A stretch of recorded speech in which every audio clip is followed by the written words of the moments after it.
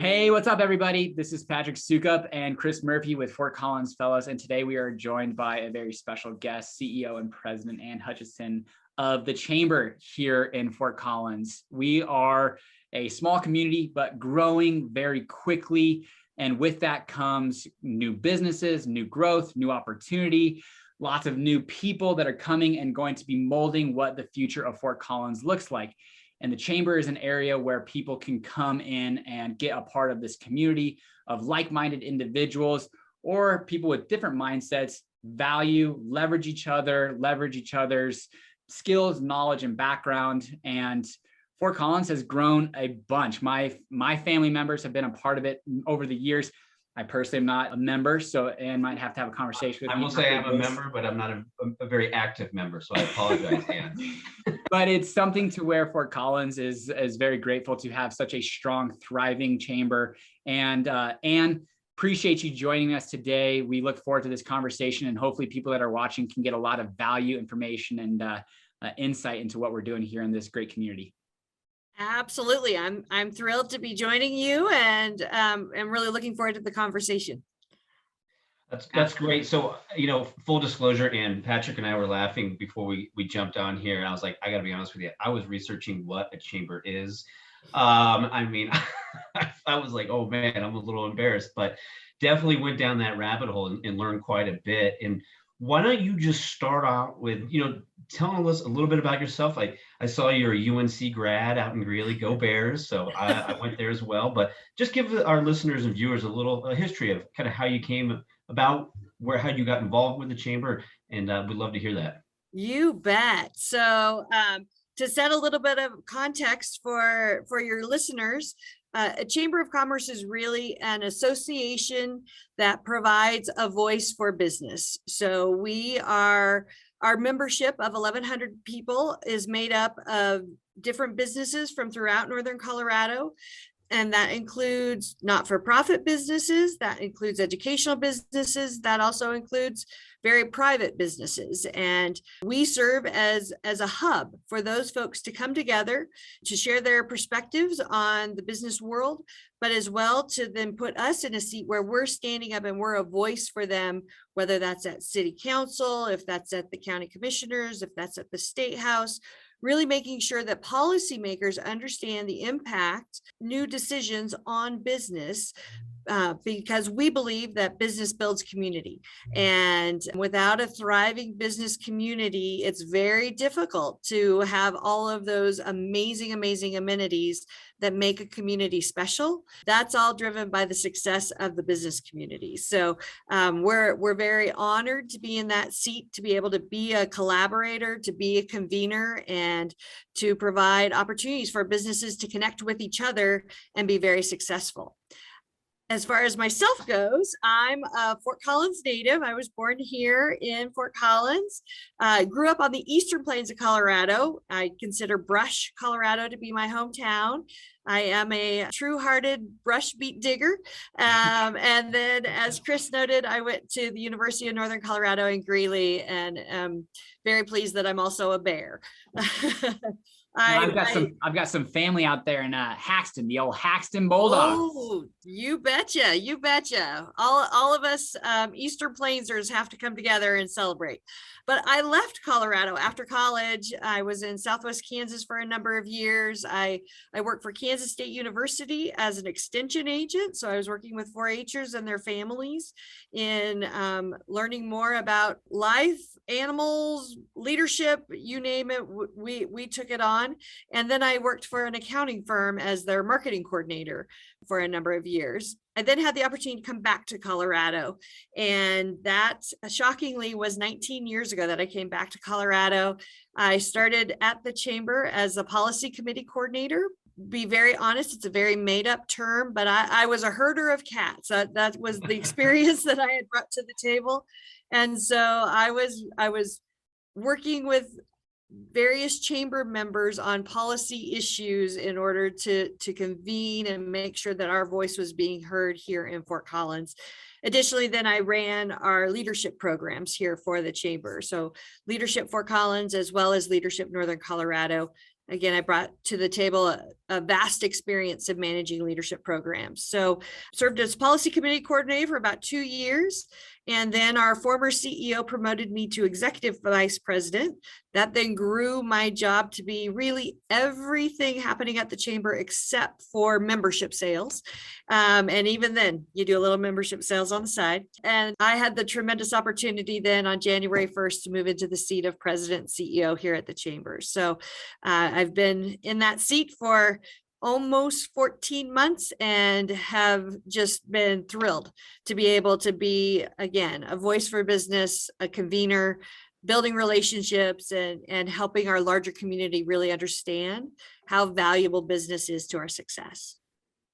Yeah, it sounded like, the previous CEO, David, was planning on retiring, but then kind of got delayed a little bit when COVID happened to kind of see it through a little bit of a storm prior to submitting his resignation. But still, it felt like, I remember reading that article in Colorado, and it felt just kind of like, it just felt like, man, this is a time to do it. Like a great time for David, as far as like, man, get out of here, go enjoy your life, because this is going to be a rough few years ahead of us to navigate. But they did a nationwide search, ultimately found hiring within was the right way to go. I love that. Who better to bring on and guide us through than somebody who knows how our community is working and what the kind of dynamics are. But man, what a time to take over. Was it pretty stressful, concerning, like just a lot of unknowns? Yeah. So we were incredibly fortunate to have had David May as our president and CEO for almost 19 years. And he brought to our organization this tremendous foundation in chamber work, as well as brought to the table the right leaders to help us continue to expand our foundation. So the amazing news was he built something so special that we were well positioned to survive through COVID. We certainly saw, as our business members were struggling, we saw a drop in membership, but we had built other pathways to make sure that we were financially stable. We could continue to do the good work that we needed to do to support business through COVID. And in fact, grew that role working with other economic developers to really make sure that, again, policy decisions were not having a negative impact on business, but as well, we were taking advantage of any and every opportunity to get money into the hands of businesses so they could continue to thrive, even with regulations and expectations that made it very, very challenging. So COVID was absolutely a challenge for our organization, but in many ways, we thrived because we had the relationships already built. We were ready to act. We had the financial stability to act. And we really could move into that space of being a very strong advocate, creating resources, creating programs that helped all businesses, not just our members, but all businesses in Fort Collins make their way through the last 2 years. That's awesome. And I want to touch base when you mentioned, you're in direct communication. I actually read the letter you wrote yesterday to the city council, which was really interesting. And I wanted to kind of, as we kind of get more educated on chambers around the country, and Fort Collins being probably one of the best. I know we've had awards and everything like that, but what is that relationship between city council and the chamber? And how, because you have the ears of all these businesses, and we got to do this, we got to do that.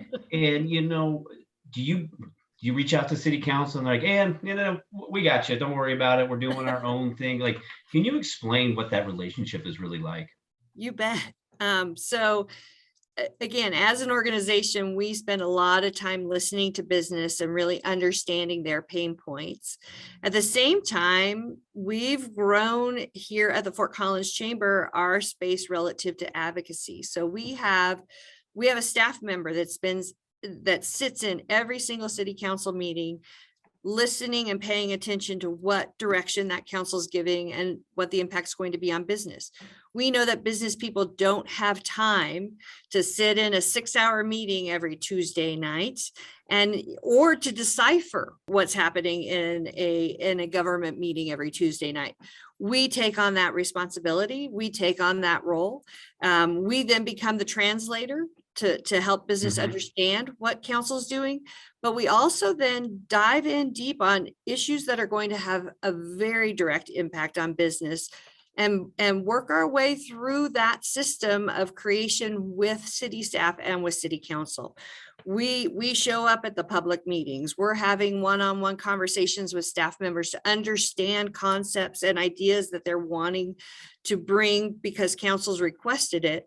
We dive in deep to really understand those impacts and then hopefully share those insights back with staff as they're creating solutions, and then again back directly to city council to make sure that they really do have a sense of the direct impact on our community, when we know that many of our council members don't have a business background. Maybe they don't necessarily have that perspective. We work hard to be that voice and bring that thoughtfulness to the conversation. Yeah, I kind of want to jump in there specific kind of to Fort Collins. So, family like all of ours, which is cool. You don't get too many born and raised, in Colorado and Fort Collins, Northern Colorado, Eastern Plains area anymore. You do get a ton of people that are from out of state, but Fort Collins was rural farming, university community for 100 years. And it was pretty staunch red voting.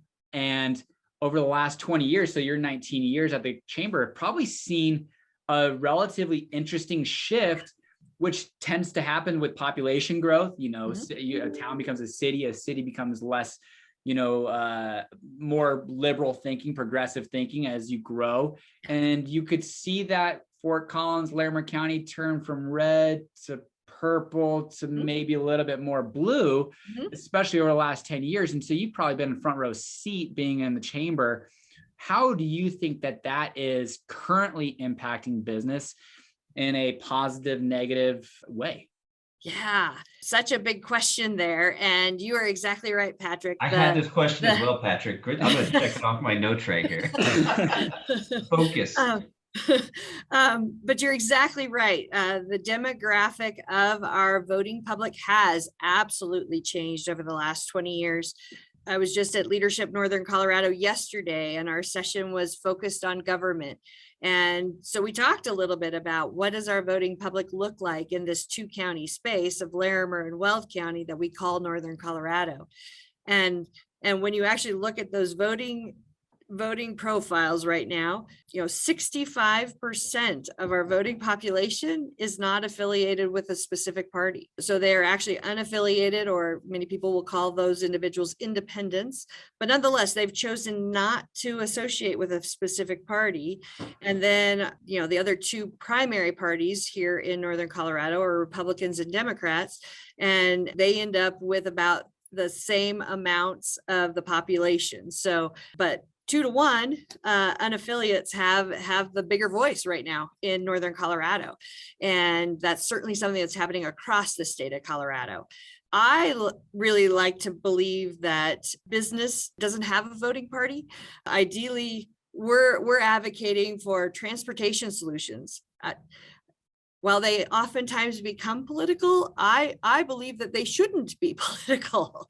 It's a key infrastructure conversation. What's best for our community? Same is true, I think we all want to have those fun, interesting, exciting experiences in our community that business can provide.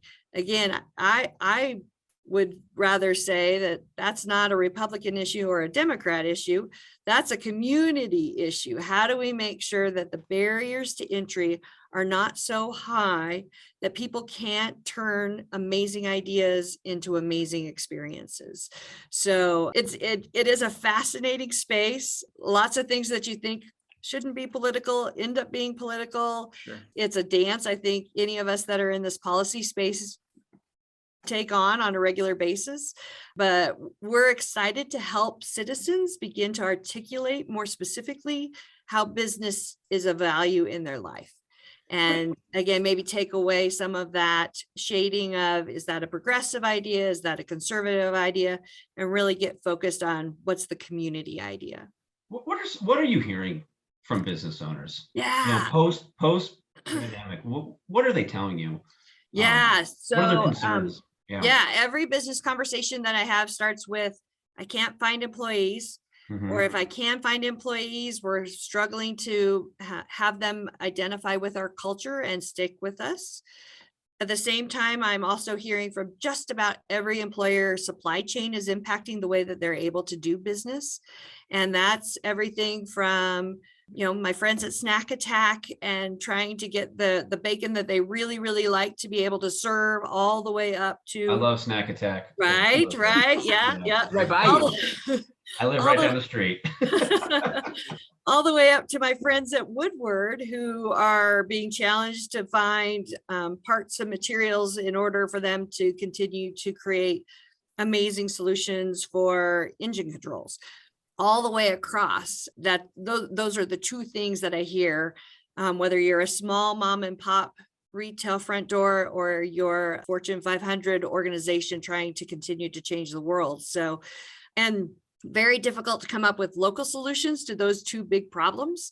We're certainly leaning in on the talent space. We've been working in that space for about 6 years, trying to change our workforce system to make sure that we are creating the workers we need for the future, but we're also inspiring businesses to create the jobs for the future, making sure that people are employers of choice, making sure that we're creating spaces for people to really have pathways to have financial success and to have their community life be here. So yeah, that's some of the work we're doing. Supply chain, holy moly.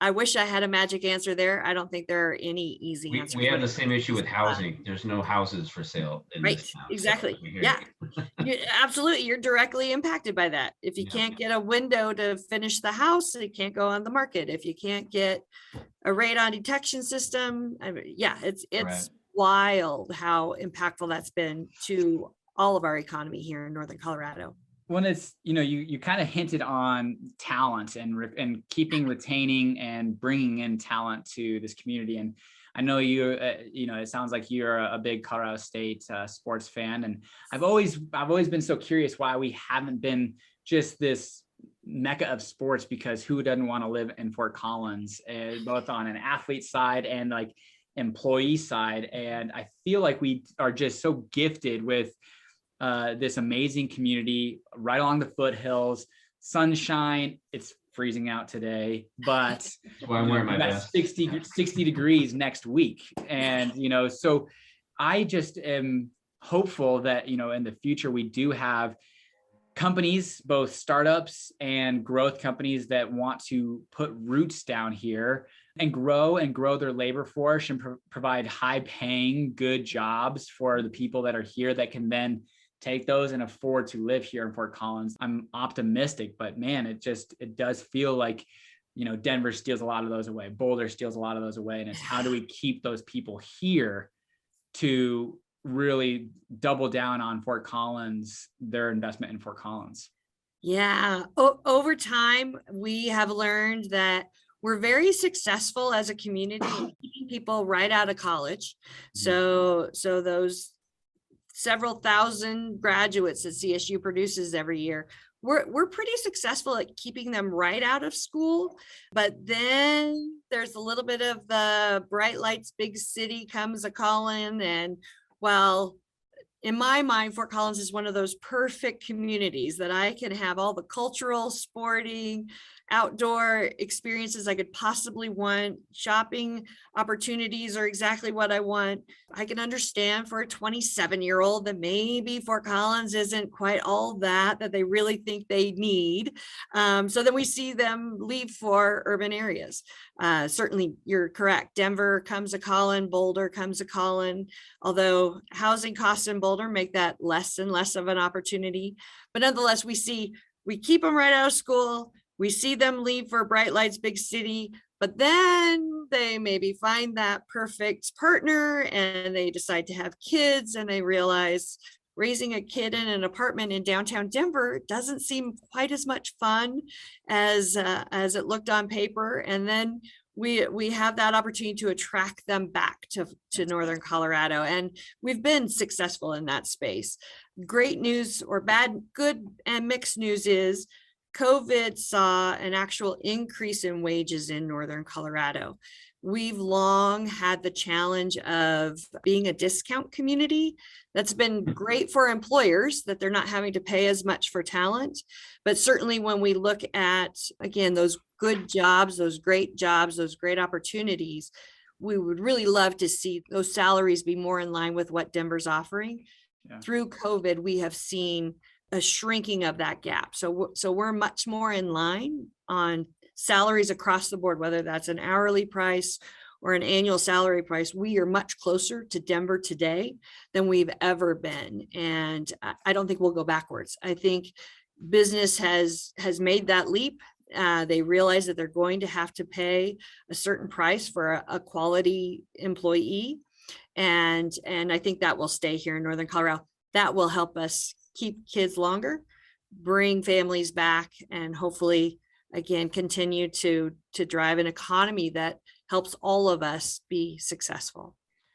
You hit on something that's really interesting, as home prices go up, and I want to talk to you about that a little bit. You need to have jobs within the community to support people to buy those homes. It's yes. just, and I, as Patrick says, he's working with people all around the country, and I'm talking with people all around the country as well that are moving to Fort Collins. I can think of like Nutrient, for example, down in Loveland, basically moved their entire world headquarters to Loveland. Mm-hmm. Great paying jobs. And, and doing this research, and how the chamber has been involved. And the GI Bill in the 50s, the chamber helped bring Woodward Governor, Waterpik, and eventually Hewlett Packard and Budweiser. So kind of a two-parted question, or just kind of a conversation I want to have is, are you talking to, like, I always joke around, I'm like, it's only a matter of time before Google or Facebook or one of these big Silicon Valley companies is coming to Northern Colorado. Are you having conversations like that? And kind of to tie that into the housing market, are you concerned about appreciation and a shortage in that? Because a lot of those kids coming out of CSU, they quite frankly can't afford to buy. I know Boulder is way out of reach, but maybe talk a little bit about the companies that you're talking with. And I had no idea the chamber was so much involved in bringing these companies to, our part of the state. I'd be curious your thoughts on that. You bet. So we consider that our economic development work is about creating the pipeline, creating the space for business to be successful. We lean in on our economic development partners across Colorado to also help us in that.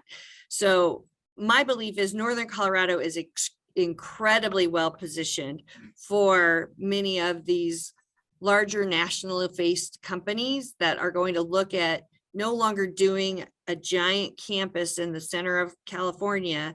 Mm-hmm. COVID has taught them that they need to do smaller spaces in very welcoming communities, and that will attract them the workforce that they need.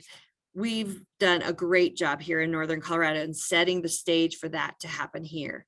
So you're exactly right. Large tech companies, innovation is the heart of our community. We actually, as a chamber, help to coordinate economic developers from across the two-county area to really think about what are the opportunities for us coming out of COVID? Where can we make a difference? What can be our economic engine moving forward? And innovation was the heart of that conversation. We've got amazing things happening at Colorado State, amazing things happening at UNC, amazing things happening at Front Range. But yet we've got some gaps in that system that make it hard to take those ideas out of those labs, out of those garages, and turn them into viable businesses here in Northern Colorado. We want to work on that. And showcasing, I think, to many of these sectors, the fact that we're dedicated to this space opens the door for them to really look at Northern Colorado as a new place for headquarters or a subquarters or an outpost.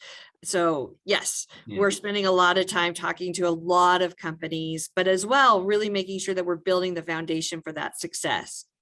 Separately, you're spot on. Housing and attainability or attainable housing is a high concern for us, and a concern that I hear from employers on a very regular basis. We've been working under the auspice of NoCo Housing Now, which is a collaboration of the willing to really understand what are the triggers that are changing our housing market, which of those triggers can we actually impact, and how can we inspire housing solutions here in Northern Colorado to serve our current workforce, but as well our future workforce. Unfortunately, no easy answers. Right.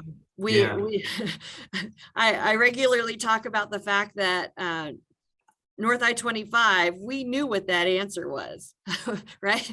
We knew we needed a whole bunch of concrete, a whole bunch of trucks, and we needed to just expand that roadway. We could point to that, know exactly what the answer was. Housing ends up being a space that is just incredibly challenging to move the dial very quickly. And so many factors go into that. What isn't that the Patrick, maybe you know this better too, that development in Old Town that they're literally building right now, is that housing for people that work in Old Town? So that's the concept behind it. It is subsidized housing.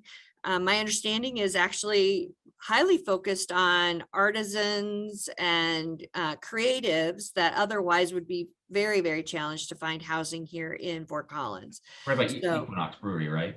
Yes. Yeah. Okay. Yeah. And that's a project that's being led by Housing Catalyst, who's our housing authority here in Fort Collins, alongside the Downtown Development Authority. Those two entities have come together to create that space. And you're right, it's coming out of the ground right now. Condos, townhouse, apartment kind of style living, again, specifically targeted to creatives that otherwise would be really challenged to find housing. Interesting, yeah. Having two cranes in Old Town right now is pretty crazy to see, when you're just not used to seeing any cranes in Old Town. With that one project, I think it's like 250 units that are going on right there off of Willow. And then the project for the Downtown Development Authority, that's pretty. I was just talking with somebody yesterday, Fort Collins is getting built out. And, yes. and one thing that's amazing about Fort Collins is having that site, of the mountains and foothills all over the place. But there will be a time not in the near, too distant future that we are pretty much built out, and there's only one way to go from there, and that's up. And it'll be a curious thing, especially with downtown, because that's where I can't remember who I was talking with, but one unique factor about Old Town is you kind of have this opposite effect of where a lot of city centers, the line continues to go up, where ours is low and kind of spreads out and increases, but I don't know how much longer that'll be. Yeah. And certainly having very honest conversations about capacity for different areas of our community is going to be really important. You're spot on, Patrick. Up will be a part of our solution, but it's up in the places that it makes sense and still creates those places and spaces that don't feel like we're in downtown Denver. As we go from being a small town to an awkward, teenagery, almost city, I think we're going to grow differently. And at the end of the day, Fort Collins has a heart the size of the universe and really wants things to be very local. And that's the exciting part about that conversation is we're not going to just pick up the blueprint from Denver and plop it down in the heart of Old Town. We're going to have those community conversations and build the community that matches us. And hard work, not always easy, but at the end of the day, that heart and that desire to create something very local is pretty powerful. What are some of your, you just stepped into this role a year ago, tell us what are some of the things that you want to do? Like what over the next, and I'm not talking like, next 5-10 years, but over, the next short term, like what's on your to-do list right now? for You people to bet. know? Well, so when I went through the interview process, I did make sure to reaffirm with the board that I really didn't have being a chamber CEO on my to-do list, but when there was an opportunity for me to be a CEO in the town that I love, this is now my town. I'm not planning to go anywhere else in the world. I'm not going to apply for a job in Irvine, California. This is my home. And so for me in this role, it really is about creating opportunities for business, being a connector. At the end of the day, my work over the last 19 years has been about regionalism, building relationships, and then sharing those relationships with others in order for them to achieve economic success. And if I can stay focused in that space, I think really good things can happen. At the same time, we'll continue to drive on transportation. We're going to get that darn I-25 fully expanded and make sure that it's a good economic conduit for us to get to Denver, but also for Denver to get to us. We're going to spend a lot of time highly focused in talent. We just added an amazing human to our team in Yvonne Myers. She's been here in Northern Colorado for 30 years working in the healthcare industry. She's joined us as a vice president, working very specifically on this talent challenge. We'll keep fighting for business. Again, I adore my friends at City Hall, and at the same time, I work really hard to be a truth teller with them to make sure that they understand unintended consequences. We'll keep standing up for that. And then really leading through this economic recovery. All signs are we're well on our path, but we've got some opportunities in front of us that we want to help lead that charge on. And that includes innovation. It includes new ways of supporting small business. And it also includes a doubling down on that talent challenge. And then finally, and my last little bit is making sure that there are pathways for all different kinds of people to come into our organization. I had the great opportunity to support Queen's X Legacy in the fact that they're offering a Black-owned business showcase this weekend in Loveland. And it was a tremendous honor for me to be a connector to help underwrite, as well as make sure that they had a space that was going to work really well for their concept. We want to create more of those opportunities for people that look differently, that think differently, to really have a place and a space in our economy, and especially in our organization. Period. Period. Drop the mic. That's great. I've had again the great fortune of working with people coming from all over the country, and just recently a gentleman from Georgia who had a moving company, storage company, quite a few retailers. I mean, came from relative. I mean, let's just be real. He came from nothing and has built this life in Georgia, and excited to get out of Georgia so they can spend time with their family outdoors. No humidity over there or here comparatively to there. And he's starting a moving company here in town and taking that experience that he has from Georgia. I mean, and this guy, I like to think I have a never-ending battery. This dude puts me to shame. And it's one of those things where it's those people that are coming here that feel like there's an opportunity here in Northern Colorado, that he's got 2 partners and they've already hired a few people as far as employees, and they're paying $17 to $20 an hour minimum wage, that, hopefully will be a success. But what would you tell somebody coming into Fort Collins that is considering starting a small business that might not necessarily know the ins and outs of Fort Collins? Do you feel like that small business owner will have a chance to succeed and thrive here? Absolutely. That's probably the thing that I love the most about Fort Collins and Northern Colorado, is this willingness to open the door for anybody who wants to come through it, and open up your networks and your connections in order for them to be successul. An incredibly welcoming community that really does want to do good for others. And there's no doubt the individual you describe with that heart and that energy and that desire to make this their home, there are lots of us out here in the community that want to help them do that for sure. And that kind of ties into one of my last questions. It's like we planned this, but we didn't. But how do people get involved with the chamber? Here's this, like Patrick's clients that are out here. I need to do a better job of getting involved with the chamber. But for somebody out there, what's the best step and the easiest step to get involved? Yeah, if people are interested in investing in the chamber and taking advantage of the services and opportunities we have, that door is wide open.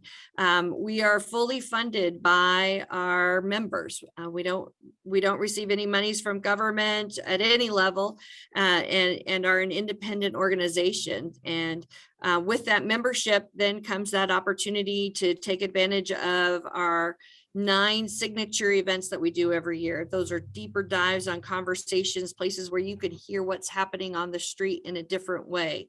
It also then opens the door for over 200 connection activities, whether that's a leads group or a Friday afternoon social hour or a get to know you red carpet reception, but a chance for you to then connect with others in the business community. And then we've got lots of work that, as I already noted, we're doing in policy. So if somebody really wants to move the dial, we've got several places where we can plug people in to provide feedback to us, to provide insight to us that we can then actuate and turn into reality for our community. So really all you need to do is walk in the door and raise your hand, and we'll plug you in. And what's the website? In the website? Yes. Yes. FortCollinsChamber.com. FortCollinsChamber.com. Yes. Awesome. I'll have to talk to my buddy from Georgia and get him involved, and I think he would. And there's plenty others that are coming here and wanting to make inroads. Well, we've got one question that we're asking all of our guests right now, and it's Fort Collins is known for a lot of different things, but one of the things they're very well known for is its brewery scene, and with that comes great patios and great areas to go have a beer and enjoy some time. So if it was a Friday afternoon, middle of the summer, where are you going to spend your Friday afternoon and drinking a beer? So that is a really unfair question. Because I don't want to have funny to because we had a mayor on for our first podcast. He gave the best political answer ever. Oh, it was just it's totally unfair, but some of my favorites, in no particular order, include Odell, between the beer side and the wine side, and just that amazing patio space, and such a local community owned organization. So I love me some Odell. I love me some Odell patio. At the same time, Stodgy Brewing and their inside outside space. I need to go there. I haven't been to Stodgy. Oh, so much fun. Oh yeah. Yeah, and it's on the west side of town, which we don't have a lot in that northwest kind of corner, but the vibe there is super fun. And what a great setting for COVID. I mean, honestly, like right when they started having a massive yard space for everyone to come out there and sit. I mean, perfect. Yeah. At the same time, New Belgium, you can't leave the grandfather of them all, right? And they, again, have focused so much on great space alongside great beer. But then I also have to give a shout out to my folks down south in Zwei and others. So yeah, it's a tough one. We've got a lot of great patios and great breweries. And then I have to throw in, and I do have to throw in one more, and that's super far east, out in the industrial area, and that's my friends at Horse and Dragon. Always a favorite. You see their new spot that they're looking at? Horse and Dragon? Yeah. And over off Maple and Sherwood. It's going through city. They got a plan going through city development right now as far as that. It was an auto dealership. It was on the market. Actually, they just sold it. They bought it, I think, not even too long ago, but they put some plans in. I would assume it's a second location, not a new location, but it'll be right off of Maple and Sherwood, and there's going to be this really cool kind of like dual-sided. It's a duplex with a patio in between. Really be pretty cool. So awesome. Some Sad Panda coming to us downtown. And again, Tim and Carol have just created a space, at least out in the industrial area, that is just, again, absolutely on that favorite list. So yeah, very unfair question. I should be able to do a top 10. Let's just go with each business. Select your favorite person from each. I know. Really put you on the hot seat the next Friday night meeting. There you go. There you go. Well, great. Chris, you got anything else that you kind of are looking No, at? I was just going to say on our whole beer discussion, I know pros for all my German friends out there. They are moving their tap room over on College and Prospect. Yes. Next to the Taco Bell, used to the Wild Boar coffee shop. So yes. Anyways, more fun stuff coming to Midtown. And I guess more respect for chambers and what they do and their involvement in communities, but I definitely opened up my eyes as I, researched this and hearing what you had to say. So I can't thank you enough. And I feel like the chamber is in great hands with you at the helm. So thank you so much. Thank you. And thank you both for inviting me again. We're here to be a partner. We're here to build a community and are thrilled that we got the opportunity to talk about it. Absolutely. Well, thanks for joining us. Thanks. Thanks so much, Ann.